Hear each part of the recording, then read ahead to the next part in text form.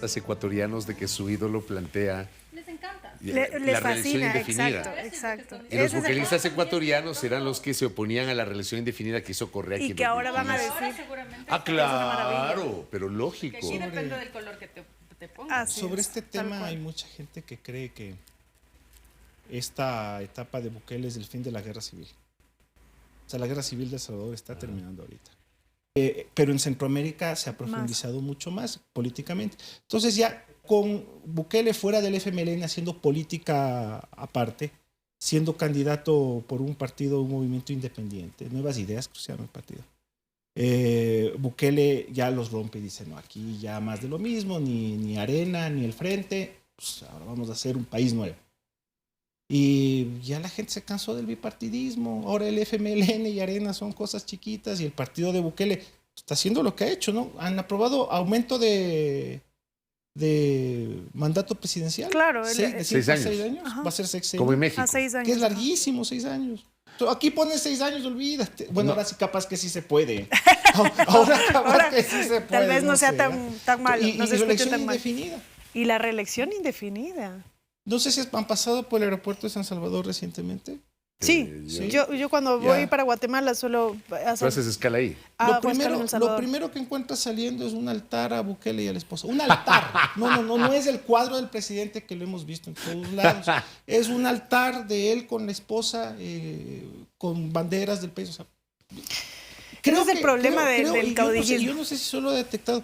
Creo que en Latinoamérica estamos como que en una tendencia a buscar monarquías, ¿no? Sí, exacto, es esto. La figura del rey, ¿no? Alguien a quien admirar, con la familia real alrededor. Pero yo le quiero preguntar a Sol, Sol que tiene esta agudeza de leer la política. ¿Tú te imaginabas esto de impulsar la reelección indefinida en El Salvador y los 6 años y la eliminación de la segunda vuelta?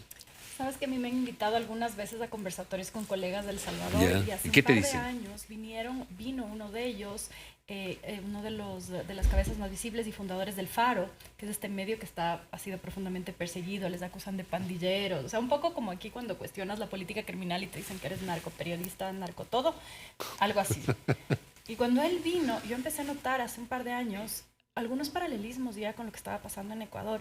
Y hace un par de semanas lo tuve en el espacio de la radio a Oscar Martínez y yo veo que hay unas cosas que son así tan parecidas a lo que está pasando aquí, en el sentido de que se van, o sea, una dictadura, hoy ya no es que te dormiste y amaneciste y ya es dictadura, no es así, o sea, es de a poquito que Es se un va proceso. mermando como la democracia, de repente cooptas una institución, cooptas otra. O sea, no hablamos tal vez del concepto clásico de Latinoamérica, de la dictadura, de que un buen día los militares Ya se coparon tomaron todo. el poder Ajá. y derrocaron.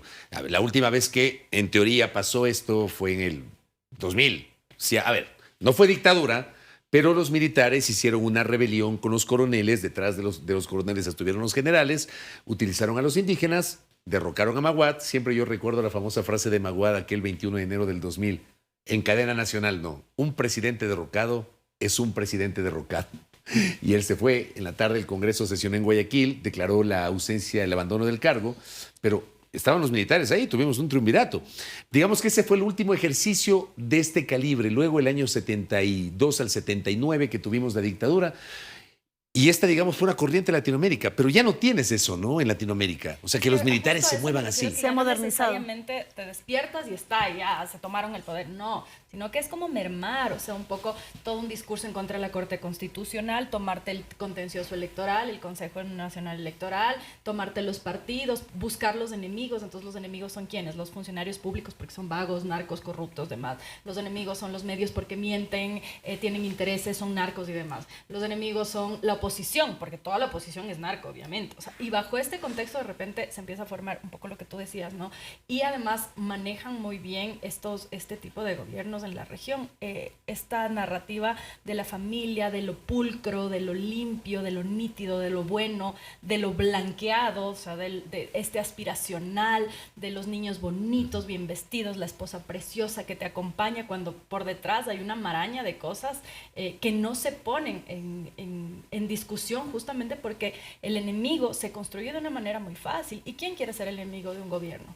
¿Quién quiere que el gobierno le persiga, le revise las cuentas? Así no tengas nada, porque mucho ha pasado en El Salvador ahora con estas últimas detenciones, incluso de referentes de derechos humanos, no solo en el país, sino en la región, invitados a conferencias en Europa y demás, que de repente no se esperaban, incluso muchos periodistas pensaban que el gobierno no iba a llegar a tanto y de repente ya están detenidos, incomunicados bajo esta misma ley, que es un poco lo que nos están vendiendo aquí con la ley de inteligencia, ¿no? O sea, mañana no les gustó esta conversación, aquí hay 3 narcos, 2 narcos, un narco, entran aquí, no tienen que darte explicaciones y puedes estar retenido 12 horas, si no estoy mal, sin que te pongan ante un juez. Entonces, esto te venden con la idea de que va a haber soluciones, pero yo siempre me pregunto qué tan dispuestos estamos a entregar los pilares democráticos a cambio de una oferta que ni siquiera sabemos si va a funcionar. Pero, ¿esto es una ola regional o nosotros vivimos un proceso local propio? Porque te digo, en países donde es impensable un tema de gobierno de facto, como Paraguay o como Chile. En Paraguay, de acuerdo, siempre he recurrido al Latinobarómetro. Paraguay es un país de los que menos te reivindica la democracia, ¿no? Donde la gente menos cercana se siente con la democracia. Más quiere un gobierno autoritario. Y en Chile, de cara a un proceso Y ellos electoral... vivieron la dictadura de Tuvieron Stroessner, 35 años de dictadura. De Stroessner. Y ahora en Chile que va a haber un proceso electoral. 17 años de dictadura de Pinochet. Hay candidatos con opciones de ganar que ya reivindican el gobierno militar. Entonces, de una u otra forma, cada país creo que se va adecuando. ¿Nosotros a qué nos estamos adecuando con esta situación actual? ¿Nos estamos adecuando más a lo que está pasando en Centroamérica, por ejemplo? ¿Qué puede ser lo más parecido? Es un estilo muy parecido al Bukele, ¿no? Al estilo del bukelismo. Pero sí creo que en el fondo ha crecido este miedo incluso, no solamente por el tema de las instituciones que de alguna manera se han ido alineando, sino también la ciudadanía está generando un miedo a reaccionar a algo, ¿no? Entonces ustedes ven a muy poca movilización social. O sea, no hay movilización social. No hay, de hecho, exactamente. No la hay. No hay muy poca, no O hay. sea, lo poco que hay, digamos, son cosas muy aisladas del Frente Unitario de Trabajadores. Con algo de la que te UNE. debiera hacer reaccionar. Por ejemplo, las desvinculaciones de los servidores públicos. Jimena, y esto no sé si ustedes coinciden. La desarticulización y el debilitamiento Viene de estas desde organizaciones antes. sociales empezó en el correísmo. Es correcto. Ahí empezó a Sí, diluirse la organización social. Hoy solo estamos, creo que, viendo las consecuencias de todo este proceso de degradación, de la suma de voluntades y de estos Pero también intermedios. convengamos en algo, tienes razón y coincido, pero convengamos en el hecho de que las organizaciones sociales tampoco se han reinventado, me parece a mí, no han renovado sus liderazgos, creo que no están sintonizadas con el momento, con las nuevas formas de comunicación, no sé, tantas cosas. A ver, que puedes pero también el analizar, ¿no? movimiento indígena tuvo una participación interesante de movilización 2019. social, exacto, Y en el gobierno de 2022. Lazo y en el gobierno de Moreno, Pero ¿no? esto yo les pregunto a ustedes, ¿movimiento indígena orgánico o fue una suma de espíritu comunitario que se aglutinó y se fusionó cual colmena para funcionar? Hablamos de 2019 y 2022. Sí, porque eran trabajadores, eran estudiantes, no solamente eran indígenas, es verdad. Creo que fue una suma de voluntades para tomarse la calle, pero a ver, yo no sé cuál era la conducción en ambos y eso casos. a mí me parece que sí era por lo menos como el despertar del control social, ¿no? Un control social que sí que fue debilitado en la época del correísmo y que de alguna manera intentó despertar en estos dos gobiernos y que ahora está absolutamente aplacado de nuevo. La gente no está reaccionando ni en redes sociales ni tampoco en las calles. Entonces, eso preocupa porque la libertad se restringe. Esta estrategia de adormecimiento. O sea, esto no es casual tampoco. Hay una estrategia de venderte lo que decía hace un momento, lo feliz. Ay, no nos metamos en esas discusiones. O sea, como venderte como que esta discusión, como este intercambio de ideas, este cuestionamiento, esta mirada crítica, está mal, como que esto es cuestionable, es condenable por esto, porque nadie quiere que le estigmaticen. O sea, ¿quién quiere ser en un país tan violento como el Ecuador el amigo del narco? Entonces, si tú sales, además, qué usas un discurso desde el poder, o sea, no es un discurso que se arma aquí, sino un discurso desde el poder que se construye en distintos espacios. Y si tú ves, por ejemplo, en la propia Asamblea Nacional, cómo el oficialismo construye, independientemente a todo el que le podamos cuestionar a todas las organizaciones políticas, porque todas tienen sus muertos bajo la alfombra, o sea, esto no tiene que ver con eso, pero sí creo que el peso del cuestionamiento y la mirada crítica tiene que ir a quien tiene el poder, que es quien está gobernando. Entonces, si hace 10, 15 años era el correísmo, bueno, pues era contra ellos, y no contra en el sentido de que se caigan, sino contra en el sentido de que tienes que tener la mirada crítica, el peso hacia quien tiene el poder. Entonces ahora cuando los periodistas nos dicen, pero en el correísmo, sí, en el correísmo, muchos también cuestionamos el correísmo, pero ahorita el correísmo es secundario porque no son quienes están además buscando un fiscal general que ya pasó y que en su momento lo cuestionamos. Hablábamos antes de iniciar, lo que Fabricio decía. Yo mismo hace unos días pensaba que criticaban el tema de que la doctora Núñez presida la terna que va a ir al Consejo de la Judicatura, pero era lo mismo que el doctor Yal presidió la terna para ir después presidente de la Judicatura. Pero yo, por ejemplo, ahí sobre la doctora Núñez, yo tengo un ingrediente adicional. O sea, a mí me parece que el paso de ella por el Ministerio de Trabajo ha sido muy cuestionable. Sí, totalmente. El papel que ella tuvo para inhabilitar a Verónica Abad, que, insisto, yo he dicho en varias ocasiones, a mí ideológicamente yo estoy en la antípoda del pensamiento ideológico de la señora Verónica Abad. Estoy en la antípoda. Además que cometió un montón de desatinos en sus declaraciones, diciendo que el momento que yo asume el poder voy a revisar el acuerdo con el fondo y voy a bajar el IVA al 13%. O sea, todo demagógico, ¿ya? O sea, mal. Pero a ella le correspondía asumir la presidencia de la República porque al presidente le correspondía someterse obligatoriamente a una licencia para hacer campaña. Y la doctora Núñez, siendo ministra de Trabajo, se prestó, no sé si se prestó o ella impulsó o quisieron, no sé, pues o quiso agradar al señor presidente de la República. Instrumental totalmente para el interés del presidente de la República. Y la burla de la placa invisible, pues hermano. Claro, por el amor claro, de Dios. totalmente, totalmente. Y ella siendo jueza. Fue muy mal llevado el proceso desde su calidad de autoridad. Oye, y yo me ponía a pensar, ¿cómo la señora Ivonne Núñez, porque ella es jueza con licencia, iba a regresar a su condición de jueza luego de bypasearse de esta manera, siendo ministra de decisiones judiciales? Y ahora la judicatura. Exacto. Y ahora la judicatura. Es que ese es el problema, porque al final tú aplaudes y avalas si te caen bien. Y ese es el problema. Exactamente. Entonces, si como son morados y yo soy morado, bravo. Como ayer eran verdes y yo soy verde, bravo. Y yo, ahí tú decías un poco que no tienen calidad moral. Yo también creo eso, pero de todas maneras creo que hay que decirlo. Hay que decirlo, hay claro. Que hacer el cuestionamiento. Pero los ciudadanos. Sí, o sea, y nosotros. Al final del día, creo que quien sea puede cuestionar. Ahora, claro que si te sientas aquí, tú fuiste parte de quien tomó esas decisiones, yo te voy a hacer acuerdo de eso. Exactamente. Pero también creo que es muy, y yo sé que no lo hacías en ese sentido hace un rato que discutíamos, pero esta discusión de que el correísmo también es como que sí lo hizo, pero la vara no va a ser siempre esa, por favor, superemos esa vara. Sí, les vamos a cuestionar, si se sientan aquí, les vamos a preguntar y a hacer acuerdo, todo lo que quieras, pero la vara no puede ser, es que ellos también lo hicieron. Es que es la forma de responder además, porque tú dices, pero están haciendo esto, sí, pero el correísmo también, a ver, pero no me estás respondiendo por qué lo están haciendo ¿Y ustedes? qué vas a hacer la versión corregida y aumentada de lo que se hizo mal? Exacto. Ojo, además con un contexto hoy mucho más grave, que es el contexto del crimen organizado, que ahora tienes como este discurso de que los GATS están permeados, que sí, pero ¿de verdad el gobierno nacional no está permeado? O sea, si hay interés en permear los GATS, ¿por qué no habría interés del crimen organizado de permear el propio yo gobierno nacional? Yo siempre cito Metástasis, ¿no? Yo creo que el caso Metástasis es la muestra más palpable. Yo no hablaría del gobierno, hablaría del Estado en su conjunto. De todas Hablo las del Estado, instituciones. y el Estado es gobierno, gobiernos locales, función judicial, que han estado permeadas.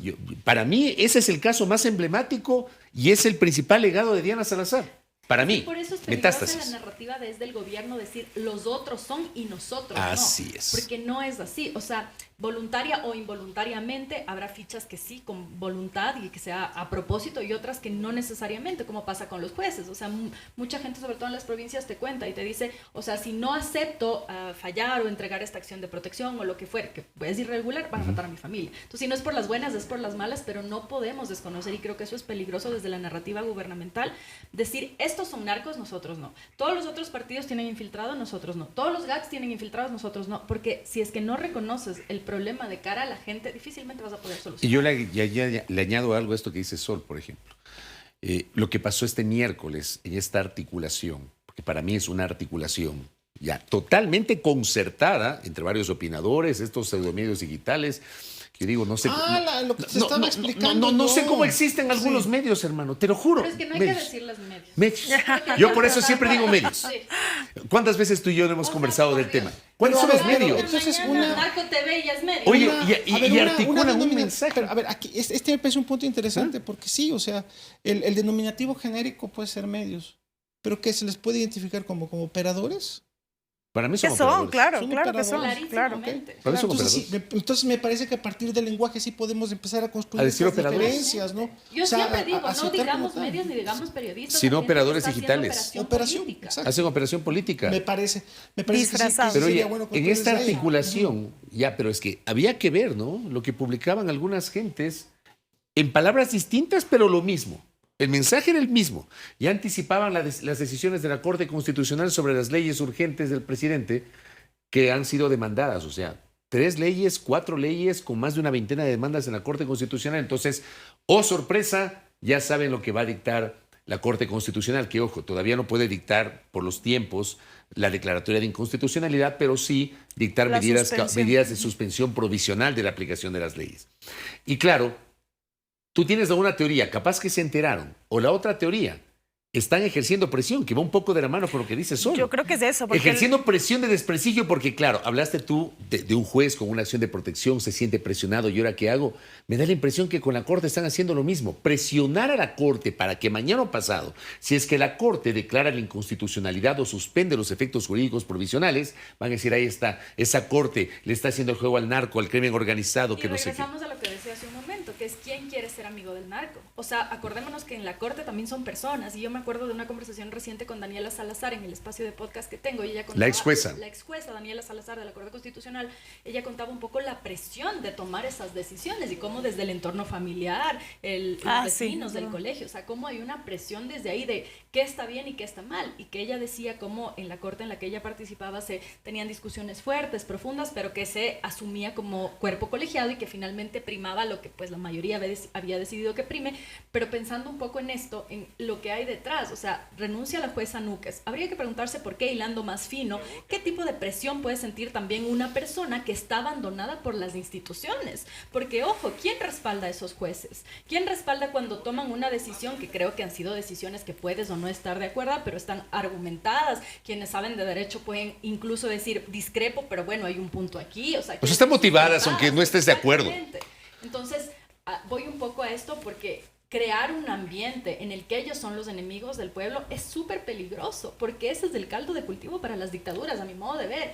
Creas enemigos constantemente y cualquiera que tenga una voz disidente a lo que dice la voz oficial se convierte en un blanco, y eso termina siendo peligroso porque pones en riesgo hasta la vida. Quizá no parece tan evidente, pero sí. Jimena, ¿qué puede pasar con la Corte Constitucional? Yo creo que primero esta presión a la que está sujeta y que siempre ha estado sujeta en los temas más sensibles, pero que ahora es, digamos, directa, es abrupta además. Creo que todo deriva en esta idea de si no te alineas, entonces lo más posible es que se haga una asamblea constituyente y te vayas. La única manera de... ¿De que se vayan? Sí, Pero a ver, más que de irse, espérate. Lo que acaba de decir Jiménez, espérate. La figura. Dice ir a una asamblea constituyente, pero ¿quién califica eso? ¿La propia Corte o no es así? Sí, pero la Corte califica la vía nada más. La Corte no te puede decir a ti, oye, lo de la asamblea constituyente sí o Pero no. si hay La Corte convocatoria, te dice... ¿cómo funcionaría? Porque me parece que acabas de plantear algo que es interesantísimo y yo lo leí, alguien había citado este tema en las redes en estos días, a propósito de esta articulación. La única vía para comerte a la Corte Constitucional de modo constitucional es una asamblea constituyente. Vamos a imaginarnos que el presidente decide ir a una consulta popular para ir a una asamblea constituyente, porque tiene que haber consulta primero. La Corte te califica eso. Te califica la vía, Ya. correcto. Pero te no dice, el contenido, no el no el contenido. contenido. Te va a decir primero, a ver, porque la propuesta debería salir del presidente tentativamente es, quiero una asamblea constituyente para modificar las funciones de la Corte Constitucional. Entonces la Corte lo único que puede decir es, esa es la vía, la asamblea, o la vía es reforma o la vía es enmienda. Entonces, una vez que yo tengo la vía, ahí sí ejecuto lo que derive de la vía, ¿no? Si la vía es la Asamblea Constituyente, entonces tendrá que ir al Consejo Nacional Electoral y convocarse a la, digamos, y hacer toda la propuesta de la Asamblea Constituyente, que es convocar, generar el proceso electoral de los asambleístas constituyentes, luego la redacción. Como pasó en el 2010, Como pasó en el 2007. 2007, correcto. Mira que yo vi una publicación de Miguel Molina, creo que era él, de la justificación que en los años 40, ya 70, 80 años han pasado, ¿no?, que hacía Manuel Elicio Flor sobre la necesidad de crear un tribunal de garantías constitucionales. Si eran palabras que calzan pero perfectamente el día de hoy. O sea, diciendo, a ver, o sea, la garantía constitucional es un espacio necesario donde se pone en discusión el poder del Estado, el poder del gobierno. Exacto. Y verás que Manuel Elicio Flor no era comunista, Manuel Elicio Flor era conservador, pero de muy rancia postura. Pero en 1943, 44, algo, él decía eso, lee tú eso hoy día, y es súper necesario y calza perfectamente. ¿Por qué necesitamos una asamblea constituyente? Creo que eso es importante en la eventualidad de querer cambiar el formato de la Corte Constitucional o bajarle funciones. Porque la Corte Constitucional es el órgano de control e interpretación de la Constitución. Es decir, si yo tengo un órgano que me va a vigilar este contenido, que es el contenido más importante a nivel jurídico que tenemos en el país, entonces ese órgano, la modificación de ese órgano de funciones o esto que se propone, que me parece descabellado, es que no sea un tribunal, sino que no sea una corte, sino que sea una sala de la Corte Nacional. Ese es el punto. A ver, ese es el punto para explicar. Había una sala constitucional de la Corte Suprema de Justicia en la década de los 90, cuando era Tribunal de Garantías Constitucionales, ya que funcionaba ahí en ese edificio tipo castillo. En la Embajada de Egipto, ahí en la Avenida Exactamente, Tarqui, ahí funcionaba el 6 de Tribunal de Garantías Constitucionales. Y en la Corte Suprema de Justicia tenías una sala constitucional, por lo que dice Jimena. Pero eran formas distintas. Eran formas distintas, que cambiaron con la Constitución del 98, cuando pasó a convertirse en Tribunal Constitucional. Eliminaste la Sala Constitucional de la Corte Suprema de Justicia. Pero en ese tiempo el Congreso Nacional tenía capacidad de interpretación constitucional, que no la tiene ahora. Con la Constitución del 2008 le quitaron esa capacidad y se la otorgaron exclusivamente a la Corte Constitucional. Que es correcto, que técnicamente es correcto. ¿Quién debe de tener la capacidad de interpretar la Constitución? El órgano que controla la Constitución. Entonces, para decirle a la gente, lo que se pretende hoy es eliminar la Corte Constitucional. O reducirle funciones, probablemente. No sé si eliminarla. Puede ser que no se Puede ser que no sea eliminarla, sino reducirle funciones. Pero pasar esta capacidad de dar vía libre a todo lo que el gobierno proponga a una sala concreta de la Corte Nacional de Justicia. Ese es el objetivo. Debe ser. Debe ser. Utilizar mecanismos democráticos y, entre comillas, constitucionales para generar un ambiente de antidemocracia o de abuso de poderes. Porque, ojo, también hay que pensar que el poder cuando una persona quiere concentrar poder, no es para redistribuir, pues. No, es para concentrar. Es para concentrar. Acumular. Y yo creo que para tomar decisiones. Qué buena reflexión de la sola. Pero es que parece, o sea, a veces la gente puede pensar que es por tu bien, es como ese papá castigador que viene, es por tu bien, y no es así, pues cuando se concentra, y nunca ha sido una buena idea entregarle tanto poder a una sola persona. La historia nos demuestra eso. Entonces, sí creo que entendiendo el contexto en el que además la gente piensa que la democracia ha fallado, y yo retomo estas palabras de Óscar Martínez, que les comentaba, periodista del Faro en El Salvador, él decía, es porque no hemos experimentado una democracia real. O sea, él hablaba del Salvador, pero creo que en el Ecuador es algo parecido, esta sensación de que las instituciones democráticas te han fallado, porque la gente dice, ¿y a mí qué me importa la Corte Constitucional? Yo estoy ocupada buscando empleo, con qué darles de comer a mis hijos o medicinas, y no hay esta comprensión, porque se entiende, si estás ocupado sobreviviendo, difícilmente vas a poder ocuparte en entender cómo funcionan las instituciones, y también cuando tenemos un sistema educativo que no le interesa a los que tengan ciudadanos ni con pensamiento crítico, ni que entiendan el funcionamiento del Estado. Hablen con personas adultas, incluso cercanas, incluso educadas y formadas, no necesariamente entienden cómo funciona el Estado. Y ahí regresamos un poco a estas narrativas o a estas campañas de desprestigio de instituciones porque nos están haciendo daño, porque me caen mal o porque el presidente no puede llevar a cabo. Yo me pregunto si habría sido la misma narrativa o fue la misma narrativa cuando hablábamos de la que se llamaba Corte Cervecera en su momento. No era la misma narrativa. ¿Por qué? Porque aquí es mi tirano es mejor que tu tirano. O sea, esa es la lógica que prima, Y eso es súper peligroso. O se juega, el deporte nacional es jugar a empatar. O sea, tú lo hiciste, yo también. Están violando la ley. No, es que ustedes también violaron. Pero si a pues. nosotros Claro. nos pasa, me imagino que a la Sol también, pues cuando uno comenta algo, ay, pero no dijiste nada en el pasado, pero no te había escuchado que en el 2013 no dijiste tal cosa, que no dijiste nada en el 2011 cuando Correa metió las manos en la justicia. Brother, o sea, primero, que incluso las comunicaciones eran distintas. Ah, eso es lo que se me dice. Para empezar. A mí me han pedido cuentas de época en la que estaba en el colegio. Pero por el amor de Dios. No era periodista. No, Yo empiezo a hacer opinión en digital que te ayuda a masificar esto en 2019. Cuando ya teníamos YouTube y el Facebook, te podíamos hacer transmisiones de Facebook. 2019, hace 6 años. Obviamente antes tenía la opinión de la radio, pero no tengo los registros de las cosas que yo dije en su momento. ¿Cachas? Pero te dicen eso, ¿no? Y ahora sí guardas. Ah, Ahora sí Ahora guardas. ahí queda está en ese registrado. repositorio llamado YouTube. No, pero YouTube. guarda. Yo, como soy maniático, yo guardo todo. No, yo no guardo, pues está ahí en el. Yo no Cuestión de- elimino. Cuestión de googlear ahorita. No, yo guardo porque quiero tener a la mano. No, yo guardo todo. Aquí ya hay todo ya. No, yo no es guardo. que nadie te puede Ni correr tampoco por borro. izquierda con esas cosas. Parece Pero abogado es que este. imagínate lo que significaría responder a cada Carlitos 21 57 32 48, que sí, verás, en el 2010 sí publiqué un Dije texto esto. cuestionando esto. O sea, es como... No, y Ese es el perfil del troll tipo. Claro, y es un ejercicio desgastante, es un ejercicio inútil. Pero lo que sí tiene que quedar claro es el principio. O sea, aquí ya no se puede seguir jugando a empatar.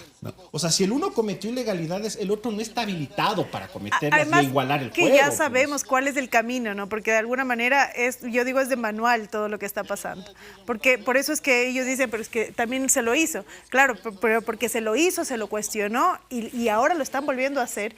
Ya debería ser una alarma, una bandera roja como para decir, oigan, por ahí no es. Ese no es el Oye, camino. pero una de las cosas que a mí más me repugna, y perdón que lo diga de esta manera, y voy a utilizar otra vez el término de Ávila, recibe mi más acre desprecio ese tipo de cosas. Que esta gente que hoy, por ejemplo, aparece cuestionando a la Corte Constitucional, que es obstruccionista, que no sé qué, que no sé cuánto, varias de estas gentes eran los que en el pasado reclamaban la independencia de las funciones y la separación de poderes. Tú te debes acordar, pues, ¿sí o qué? Varios de estos. Claro. ¿Ah? Y ahora resulta que por arte de magia, camaleónicamente, resulta que cambiaron su forma de pensar y ya es malo tener un organismo que con sus defectos que los tiene, porque está integrado por seres terrenales, resulta que ahora es malo que tenga, que no responda a los intereses del Ejecutivo. Y eso anda por donde quieras, porque hablamos de la aplanadora. La aplanadora era terrible, pésima, cuando era la aplanadora correísta. Ahora, perfecto. O sea, que no les abren el micrófono. Perfecto, bien hecho. Sí, porque ellos también lo hicieron. En la asamblea. Y todo bien, el karma está ahí, todo lo que quieran, El pero, karma. pero no podemos jugar así en un estado, pues estamos hablando de un estado, no una pelea de barrio. Entonces sí creo que hay un poquito que tratar, por lo menos desde los pequeños o grandes espacios que tengamos, de exigir un poco una mejora en el debate y en la argumentación. O sea, tú ves, y yo veo estas fotos, ahora creo yo también que el juego, el de las redes sociales, sí tiene un impacto diferente en la forma en la que se consume, se vende la política, y tú ves un montón de influencers con título de asambleísta. Y eso a mí sí me parece preocupante, pero a la vez creo que hay que entender el juego en el que ellos juegan para que quienes quieren hacer una contrapropuesta puedan jugar en la misma cancha. Porque si no sientes como una brecha generacional entre ciertos políticos y la gente que hoy vota. Y creo que eso también pasó en las elecciones, de tal manera que si tú entiendes la narrativa, y en algún momento lo conversábamos contigo, el TikTok, que me presento así para ganar, ya no son las mismas narrativas de que me pongo en el balcón y te doy un discurso, hago el meeting, ya no funciona tanto así. Quizá hay un público que todavía sí, pero hay un público gigantesco que es gente joven que consume de otra O sea, tú forma. dices que ya no son estas narrativas de nuestra decoración de la sala. Exacto, me encantaba. Yo el rato que vi me parecía Oye, a todo el chévere mundo esta- ¿Le gusta? Pues, La máquina del tiempo. pero digo, no son esas narrativas de estos No, tiempos. no, el tiempo cambió, es verdad. Claro. Y uno ¿Qué dice tiene que la Sol? ajustarse a eso, y por eso es que la explicación, por ejemplo, de las desvinculaciones a partir de un TikTok pegó en una parte de la Y población. mira cuando- cómo se explica, o sea, son vagos, no funciona, porque implantas narrativas, pero es la forma en cómo las implantas, que funciona de una forma. Además, eso no implica ni que tengas un pensamiento muy profundo, ni un conocimiento muy profundo de la política, o de los partidos, o de las organizaciones, lo cual es terrible para la democracia, porque sí creo que la formación política es importante para los ciudadanos críticos, pero te simplifica todo tanto que te vuelve a esta narrativa de buenos y malos que es súper sencilla de entender. Entonces tú criticas al gobierno, eres malo, tú quieres que los policías, por ejemplo, cuando se hablaba ahora de la ley de inteligencia, a mí me decían en alguna entrevista, que publicaban parte de la entrevista, y yo decía que es peligroso porque pueden entrar, era con Milton Pérez, yo le decía, Milton, no les gusta lo que tú y yo estamos hablando, vienen aquí, nos llevan a los dos y tal.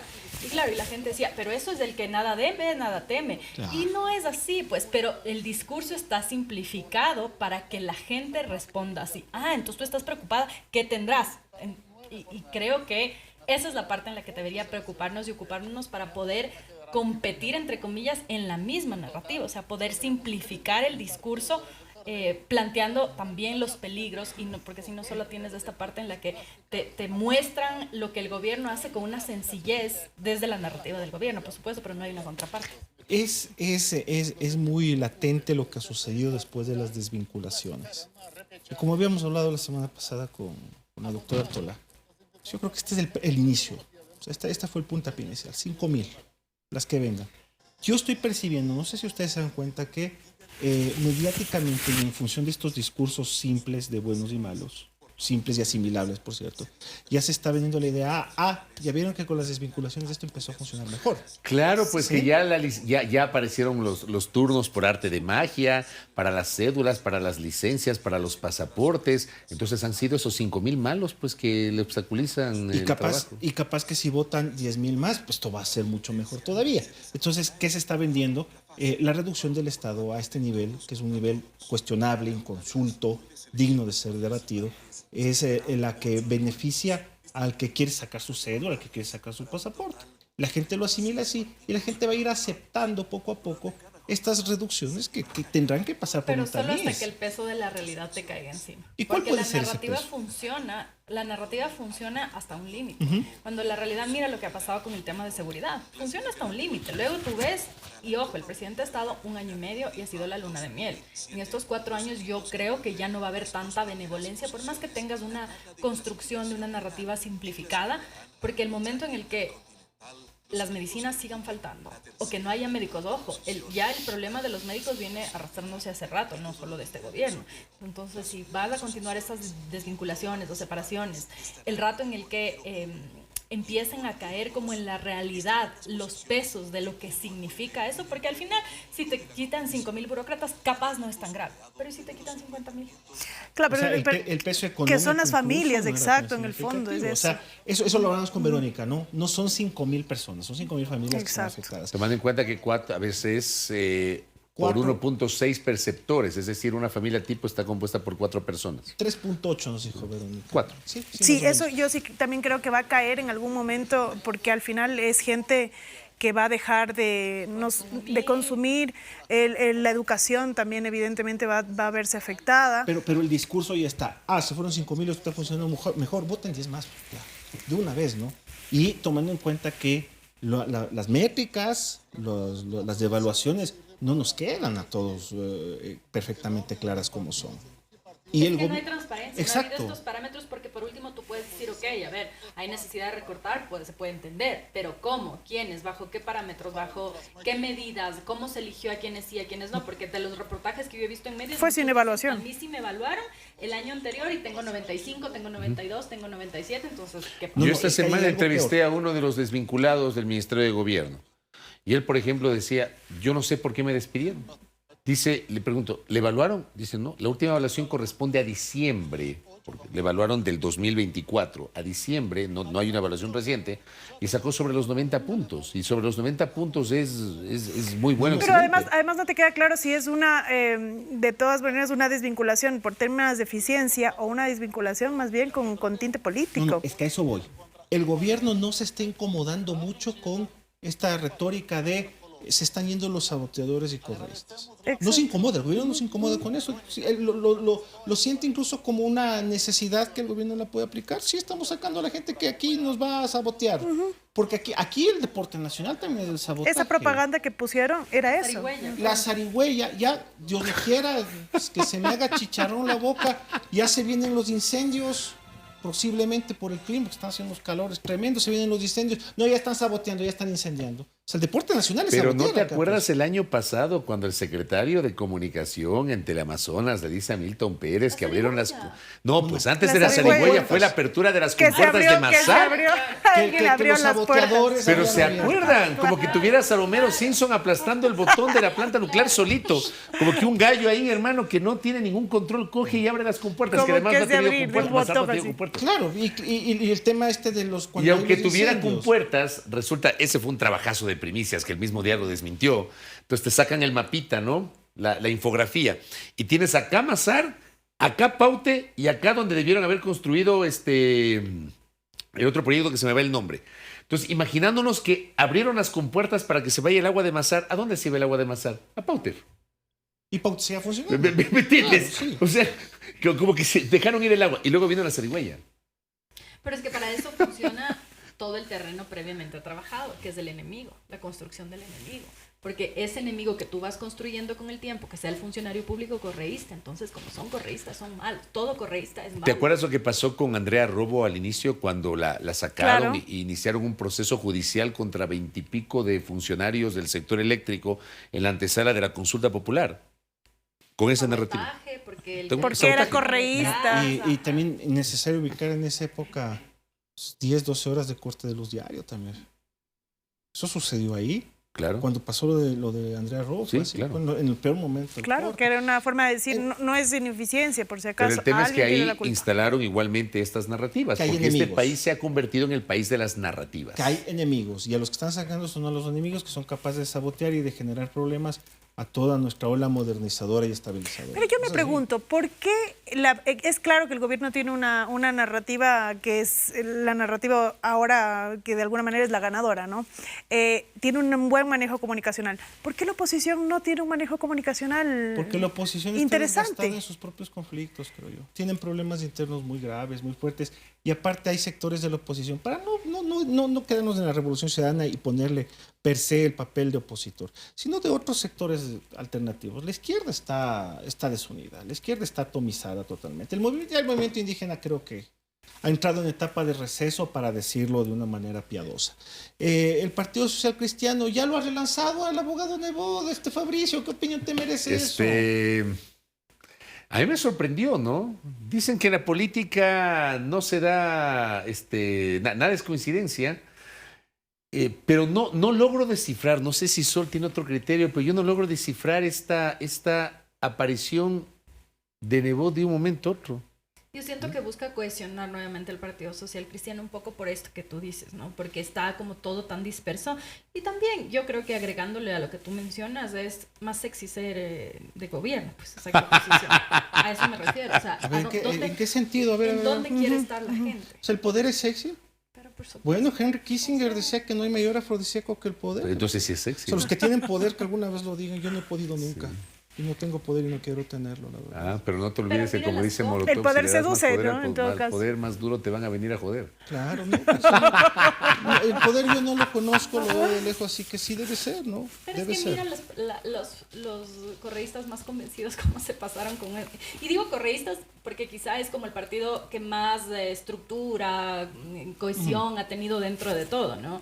Y que por lo tanto está más sujeto al escrutinio, incluso porque estuvieron 10 años en el gobierno. Puedes ver de los otros partidos también estos cambios y de personas de alto perfil. O sea, pienso en Marcelo Holguín, pienso en el propio Fausto Jarrín, en los otros que han pasado, Ferdinand Álvarez. Es decir, hay una tentación constante y por eso a mí me parece un poco gracioso cuando dicen es que son correístas. En realidad, esta gente no tiene camiseta. O sea, es gente que le gusta el Es poder. orgánica, es Y funcional que al poder. le gusta Claro. estar en donde esté el poder y que finalmente va a acomodar su narrativa, su discurso político y sus propias posturas al espacio en el que pueda estar, manejar poder, porque al final, ¿de qué te sirve ser político si no tienes poder? Esa es mi pregunta. O sea, siendo poder como estar sentado en la presidencia o teniendo una posición sólida que ocupa un espacio de poder, como en la Asamblea Nacional o en cualquier otro espacio, que sí puedes hacer contrapeso. Y yo creo que esta poca capacidad de renovarse que se ve, creo yo, al momento en el que sacas a Jaime Nebot o el momento en el que Correa tiene que salir a dirimir los conflictos, porque también siento que cuando construyes organizaciones tan caudillistas, los propios caudillos se regodean en el hecho de que no haya renovación generacional. Claro, que después de ellos el diluvio. Exacto, ven, como si yo no estoy, Es parte no puede del ego. pasar Se- nada. se benefician. Sin mí nada funciona. Oye, en el caso del PCC, a ver, el PCC tenía una, no sé si ustedes lo veían así, tenía una vía de renovación vía Jan Topic, pero a Jan Topic le cavaron su tumba. Pero Jan Topic, yo no hablaría de una vía de renovación con Jan Topic. Yo creo que Hubiese si tú podido. miras retrospectivamente, mucho más atrás, tú te vas a encontrar con gente que se fue abandonando el partido poco a poco. Cristina Reyes, exacto. Doménica Tabaqui, Henry Cucalón, Cintia Viteri, por mencionar 4 figuras. Esteban Torres, yo diría también, Torres, ¿no? claro. No O sea, sé, Torres porque, siempre- a ver, Torres- porque... O sea, al final dijo, No, lo dijo que yo pasa no es que era, con pero- los Torres hay una cosa medio rara, porque resulta que hace algunos años Luis Fernando se fue del Partido Social Cristiano y fundó un movimiento en Tungurahua que se llama Tiempos de Cambio. Pasó algo parecido cuando Nebot se distanció de León y Nebot fundó Madera de Guerrero, ¿ya? Que es esta organización política cercana a Nebot. Entonces, los de Madera de Guerrero eran los nebotsistas. Los del Partido Social Cristiano eran los Febres Corderistas. Pues claro, con el fallecimiento de Febres Cordero, todo se cohesionó en torno a Nebot. Pero hubo gente que se fue, ¿no? Que marcó distancias. Javier Ner, el Pocho Jara, etcétera, que eran muy cercanos, en cambio, a León Febres Cordero y no tanto a Nebot. César Roón también, que era cercano a Nebot en su momento y que se resintió porque no le dieron la oportunidad de ser presidente de la Asamblea Nacional, sino a Henry Kronfle, que era también cercano a Nebot. Yo creo que el Partido Social Cristiano tuvo una oportunidad de comenzar a ver en estas figuras un relevo. Y varias de esas figuras, o sea, yo creo que tenían una preparación interesante, una formación. Cintia Viteri tiene un recorrido más allá de los altibajos de su ejercicio en la alcaldía, pero como legisladora, ella era una legisladora destacada. El desempeño de Cintia en la alcaldía también El fue caso una de negra Henry al PCC. Cucalón. Yo por estas cosas es que yo me opongo a limitar las elecciones de legisladores a 2 periodos, hermano. Yo creo que para legisladores tiene que haber una reelección indefinida, para legisladores, no para autoridades del Poder En Estados Ejecutivo. Unidos hay. Es que haces Estados carrera, Unidos. pues, hermano. En el Senado. No ¿Cómo es solamente posible en que el ya, por Congreso, ejemplo, en el Senado hay. un tipo del conocimiento y de la experiencia de Henry Cucalón ya no puede hacer asamblea? ¿Me explico? Entonces, yo creo que porque no tuvieron esa oportunidad se fueron yendo del partido. ¿Y hoy qué tienes en el Partido Social Cristiano? ¿Cuál es el relevo generacional de Nebot? ¿Cuál? O sea, mira que representativo más o menos de la línea tradicional es Alfredo Serrano. Alfredo y no Serrano es el mucho último más. de los moicanos. Y no mucho Pero no más. es relevo No, y no relevo. Jamás. Ya. No, no es relevo. Yo a Alfredo lo conocí en el año 95. Alfredo llega por primera vez a ser diputado en el año 90. Él con Eliseo Azuero, los dos de la Democracia Popular, el uno de Sucumbíos y el otro de Galápagos, fueron los más jóvenes del año 90, cuando elegías diputados provinciales cada 2 años. Y el otro joven era Luis Fernando Torres, de Tungurahua. Que entró segundo detrás de Galo Vela Álvarez, que fue alcalde, luego compañero de fórmula de Nebot y luego de la segunda vuelta del 92 falleció, pues estaba muy enfermo. Le conozco un poco coterráneo y además hay un tema de parentesco con Galo no, Vela es que en esas zonas todos son parientes, pues. No, es que los Velas de Ambato tenemos algún tipo de parentesco. A mí ya cuando me empiezan a hablar manavitas, lojanos, ambateños, todos son parientes. Todos son del mismo árbol genealógico. Pero yo no veo relevo generacional en el Partido No hay, Social no Cristiano. hay. no hay, en efecto. Y la presencia de Nebot no invita a eso. Creo que está queriendo ganar desde la nostalgia. Pero sí levanta, por lo menos. No, sí levanta. Sí, sí no, ha levanta. tratado Ajá, totalmente, ajá. pero Oye, ¿qué puede ofrecer? el hecho de que estemos hablando del video de Nebot es porque algo te pero genera. ¿qué puede ofrecer? ¿Qué puede ofrecer? Porque ya no puede ser, por ejemplo, candidato a la alcaldía. Ya no puede ser alcalde. Yo creo que es levantar el ánimo de su partido también, un poco, porque es de esta sensación de que ya no queda nada. Entonces, yo creo que él entra para decir, vamos, todavía hay oportunidad de, no sé si lo logra en todo caso, pero creo Porque que una mira, intención detrás sí hay así, ¿no? Pero mira, el guayaquileñismo que es esta actitud ante la vida y ante la muerte, como decía el doctor Rosemena, ¿no? El guayaquileñismo está vivo. Aquiles es un tótem del guayaquileñismo. O sea, quieras o no lo reconoces, él como el representante de esa ciudad pujante, de esa ciudad. Si tú no mencionas a León, que obra, tú mencionas a Nebot y mencionas a Aquiles. Es el mismo perfil. Es el mismo perfil. No. De ese liderazgo guayaquileño.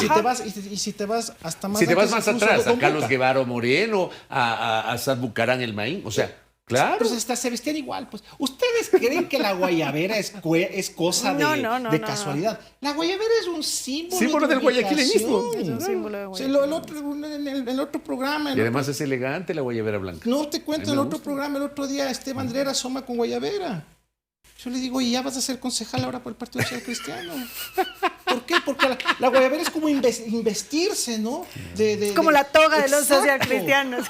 O como el poncho en el centro del país. O sea, ya el poncho de cierto color ya adquiere una capacidad de liderazgo. Y con Aquiles Álvarez está sucediendo esto. Él está, o sea, el guayaquileñismo no está caído. Acá en Quito sí el ánimo de la gente está por el piso. Sí. El quiteñismo está caído. No, el quiteñismo murió, don Evaristo murió, la salquiteña murió. Aquí no hay, la ciudad no y no tienes como un representante que tú digas por aquí, quizás. Lo del estadio fue una payasada y una farsa, ya la vista está, ¿no? Entonces, en Guayaquil sí está vivo. O sea, en Guayaquil, Aquiles te representa el ánimo de la ciudad. Por eso lo que pasa lo que pasa con Aquiles, ¿no? O sea, tienes esta bronca directa de frente del gobierno con Aquiles. Pero tienes payasadas. Además por la edad también, ¿no? No, sí, claro. Tiene una lógica y estilos, generacional. Claro, y por los estilos. O tienes payasadas como lo que pretenden hacer en la asamblea, ¿no? Ya no solamente es el Pavel, quieren que Aquiles vaya. Y luego ese video de la asambleísta Camila León, que me pareció una ridiculez, es una vergüenza, que además lee todo. Exacto, que además es leído. Hasta el chiste lee, hasta la ironía.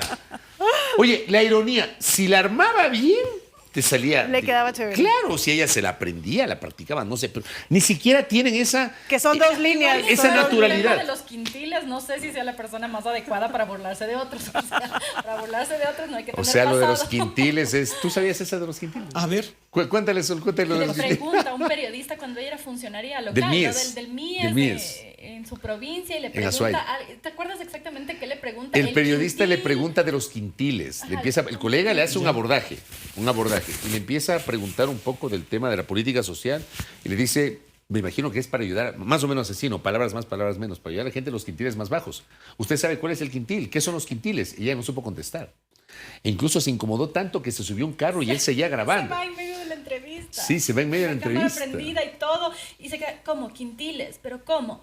Y el otro le sigue como repreguntando y dando la vuelta, pero quintiles, y se da la vuelta y después va a la asamblea y quiere burlarse de otro, es como no puedes burlarte de y leyendo. Caramba, o sea, ese es el drama más clave de todo, ¿no? Más allá de que no se puede fiscalizar al alcalde, digamos, si él ya tiene un órgano fiscalizador que es el consejo. Es el consejo. Aquí les tiene esta representatividad. El gobierno sabe eso. Pero hay el aquilismo, ¿no? Sí, hay aquilismo. Sí, hay, total. Total. Sí, Aquiles emite una opinión sobre la presión del presidente Bolsonaro. ¿Sucedió eso? No. ¿No? Sí. ¿No opinó sobre la presión del presidente? No estoy seguro. No he escuchado. Porque Aquiles tiene un temperamento y una forma de decir las cosas que lo hace muy él. Es muy independiente. Él no puede terminar siendo orgánico a nadie. Él va a terminar siendo el aquilismo, pues, la cabeza del aquilismo. Si no la cortan, ¿no? O sea, el hecho de ponerlo a Ramiro García como abogado, ¿cuál es la respuesta que le estás dando al correísmo ese, pero recalcitrante? ¿Qué le estás diciendo? Pero es una movida muy hábil. Total. O sea, aquí yo me defiendo como puedo. Cuando a Correa le responde y le dice, bueno, aquí más allá de acuerdos y desacuerdos. O sea, decirle a Correa desacuerdos. Hay muchos pero que se persiguen. Pero al punto que le da la vuelta a Correa, exacto. ¿no? O sea, al punto, o sea, la habilidad es interesante, el manejo además de ese discurso que quizá para la serranía es más difícil de entender, ¿no? Como con una frontalidad que el serrano es un poco más, no, disculpe que le moleste, venga. En cambio ahí tienen este intercambio al punto que Correa termina diciéndoles a los firmantes de la carta que le hubiera gustado ver que le respalden así a Aquiles, después de que tuvieron que habría podido ser un impasse que incluso pueda quebrarles, porque hemos visto, y Aquiles responde, le le sigue ensalzando a Correa. Es decir, logran como limar esta aspereza y terminan siendo más bien los dos en una línea, no sé si contraria, pero sí como en contrapeso, porque Aquiles no firma la carta, ojo. O sea, es que un Aquiles proceso no muy tenía que independiente. firmar la carta porque él no es adherente de Revolución Ciudadana. Pero está en la misma posición de Exacto. poder de Lloret, de Exacto. Pavón. De Sí, pero no es lo Muñoz. mismo, no es lo No mismo. es Yo lo entiendo el mismo. punto. No, Yo está entiendo el en la misma punto, línea de pero ellos. yo entiendo el punto, pero también yo, digamos, hago este análisis desde el punto de vista de del hecho de que él no es parte de RC, él tiene Pero su propio llega con la movimiento. RC, ¿no? Llega, Él claro. llega con RC, pero en alianza con Reto, él pertenece a Reto. Claro, claro. Con Raúl Chávez. Con Raúl Con Raúl Chávez, Chávez, claro. así es. Él, por eso yo entiendo que no firma y tampoco creo que hubiese Pero está firmado. en la misma plataforma, pero la distancia queda clara, ¿eh? La distancia queda clara y el propio Correa la utiliza y la señala, ¿no? O sea, lo que pasa es que el movimiento está viviendo momentos muy duros, muy fuertes, y la presencia de Aquiles nadie se la quiere sacar de encima porque de una u otra manera representa una identificación. La gente lo va a seguir identificando a Rafael con Aquiles. Y eso beneficia para Es un evitar ganar-ganar, exacto, además. sí, y a Aquiles eso no le molesta, ¿no? Porque sabe que hay un voto duro de la Revolución Ciudadana, 30%. Tengo la penosa necesidad de desmitificarme, Fabricio. ¿Por qué? Siento que he llegado con esta estafa muy lejos y tengo que ya desidealizarme ante ti. La frase de mi masacre de desprecio no es mía. ¿Sabes de quién es? Pero tú escribes. Yo la uso, No, es que yo a ti te he leído. Sí, pero no es mía. Ya, yo la uso. ¿de ¿Sabes quién es? Deberías saberlo. No sé. Eres ambateño. Yo loco. soy un ignorante también. Juan Montalvo, pues. O sea, no. Es de Montalvo no, esa frase. Me No estás es mía. haciendo la caracho, pregunta esa que le hizo citación. Ramiro Cueva a Juan Andrés González me la atribuyes. hace 15 años, cuando le preguntó. Hay una entrevista, un clásico en Loca. Yo voy con cierta recurrencia a la tierra de la doctora Ron por cuestiones académicas. También sobre todo. todos son parientes. Todos son Cuevas de Guigú. Claro, Todos son parientes. hace 15 años al actual asambleísta Juan Andrés González, que 15 años después realmente aprendió la lección y me dio muy buena impresión hace pocos días que le entrevisté en la radio. Pero hace 15 años, él de 23 años decide ir a la Cueva del Lobo, a la Boca del Lobo, y hacerte una entrevista con el Ramiro Cueva, pues que es un periodista duro, feroz, Claro. lojano. Chuti Ramiro le saca el aire y al final le pregunta, bueno, ya que usted es director de cultura, dígame cuáles son las obras de Benjamín Carrillo. Entonces dice, ¿por qué Jesús no vuelve? ¿Y cuáles más? Me cogió en curva. ¿Y cuáles son los 4 de la generación de los 30? ¿Y cuál es la obra más emblemática de los lojanos? Le sacó el aire y no supo qué responder el pobre Juan Andrés. A mí sí me va a pasar lo mismo. Si me preguntas las obras de Juan Benigno Vela, yo no me acuerdo, hermano. No me acuerdo. Bueno, pero tú no estás No me acuerdo. relacionado con... De Montalvo me acuerdo de las Catrinarias, hermano, pero no me acuerdo. Los capítulos que se olvidaron. Exactamente, pero no me acuerdo. No me acuerdo. proscrito. O yo pregunto, ¿cuál es la obra más emblemática de Juan Montalvo? De Juan León Mera, no lo digas. ¿Cuál es la obra más emblemática de Juan León Mera? De Juan León Mera. A ver, tú no digas Dávila. Cumandá o el amor Comandá. entre Comandá, salvajes. Claro, que la exacto. leímos en el colegio. Que la leímos- Comandá. O el amor entre salvajes. Y la otra, el himno nacional. Claro, Claro, Las letras es del himno verdad, nacional. es verdad. Pero, o sea, Como poesía. te preguntan eso en una entrevista es para meterte el pie. Juan León era político aparte. Claro. Político. Pero bueno, yo no sabía ese detalle. Sí, Pero yo cito yo- al filósofo no. y pensador llamado Esteban Ávila Villagómez. Esa- Mi masacre desprecio. Esa frase no es mía, chuta. Yo siento que tú lo trabas como mía. Ya La voy tenía a que esta estafa desmitificar. Bueno, adoptar. hemos vuelto a la sala. Espero que no tengamos que irnos otra vez. Sí, El la semana pasada el hicimos programa, otro. el programa con el doctor Tolo estuvo buenísimo, clarificador. Con una fallita de audio nomás que estaba. Sí, porque te fuiste muy atrás. Tú estabas receloso y te echaste para atrás. Es que mi puesto en esa cabina es donde se sentó la doctora, la economista Artola. Pero como es tu Ese es espacio, mi era puesto. que me digas, te poníamos No, ahí. no, yo tenía que hacer el caso al director de Pero cámaras. ya no nos vamos a ir de acá. Que ojalá siga. O sea, aquí se firma contrato cada programa. Ojalá este resulte.